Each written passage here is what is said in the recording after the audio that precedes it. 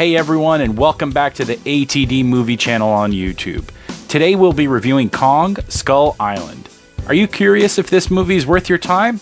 Well, let's jump right into it. For those of you who don't know this, Kong: Skull Island is actually a sequel. But not really. Let me explain. Back in 2014, Gareth Edwards directed the Godzilla reboot, starring Aaron Taylor Johnson, Elizabeth Olsen, and Bryan Cranston. Little did we know a few years later that this was actually the jumping off for a whole new cinematic universe.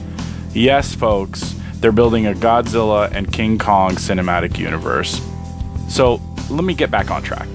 Now it's 2017, and we've got Kong: Skull Island, a King Kong reboot of its own. The movie's directed by Jordan Vogt Roberts and stars a slew of A-list actors. Primarily speaking, Tom Hiddleston, Brie Larson, Samuel L. Jackson, John Goodman, and John C. Reilly.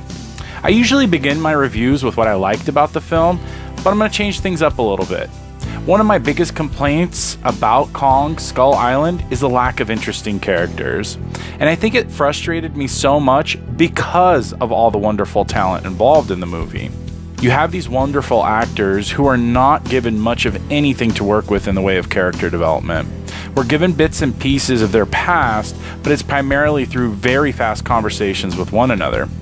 And the filmmakers are unapologetic about it. It's made pretty clear early on in the film that Kong is the star of the show here. There were far too many characters for any of them to get any sort of meaningful story arc, and that's too bad. I may as well get all the negatives out of the way now, because believe it or not, I really like this movie. Most of what I've already mentioned falls back on the writing of the film, and how big of a letdown it was. It tries to pack an emotional punch at various parts, but it never really lands any of them.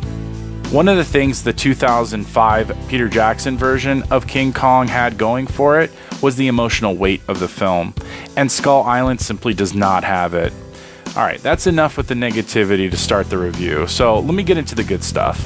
This movie's entertaining as hell. It may be more about the spectacle, but I loved almost every single minute of it.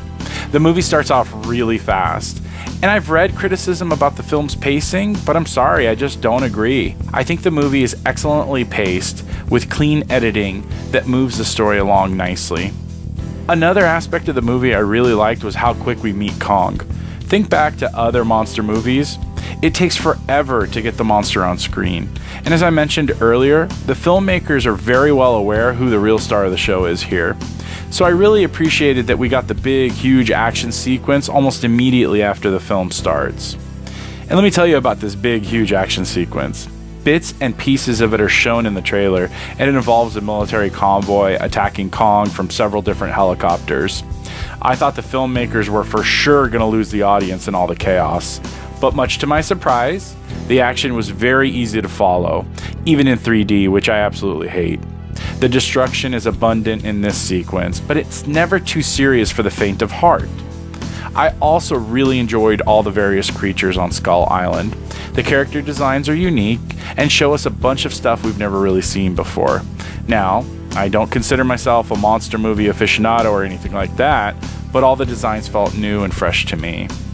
I know I mentioned the actors didn't have much to work with in the way of the writing, but one actor in particular did, John C. Reilly.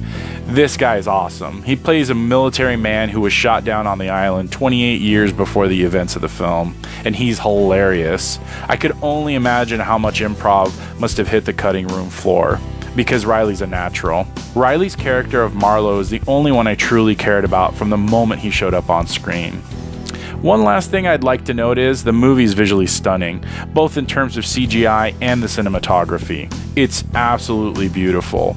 The movie looks like a war film, and in so many ways it is. I like the choice of lighting and color that the DP decided to go with. And here's a fun fact for you. When I was on vacation last year in Hawaii, our tour guide wouldn't tell us what movie was being filmed in the area. All he could tell us was that it involved a big mystical creature. Well, guess what movie it turned out to be? Kong: Skull Island. So, have you seen the film? Did you enjoy it for what it was?